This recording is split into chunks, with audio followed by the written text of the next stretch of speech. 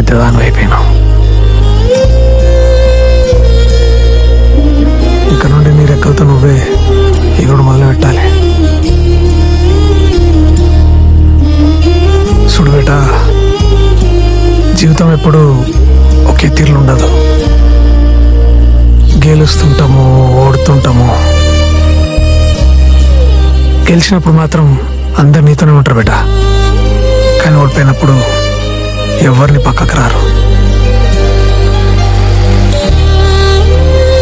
జీవితం అంటే అట్లే ఉంటుంది బిడ్డ. పడుతుండాలి, లేస్తుండాలి. కానీ ఒక మాట మాత్రం గట్టిగా యాదించుకో.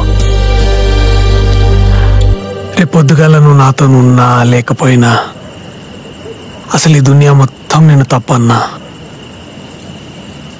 నీ పక్కన అండగా ఎప్పుడు ఈ నానుంటాడనే విషయం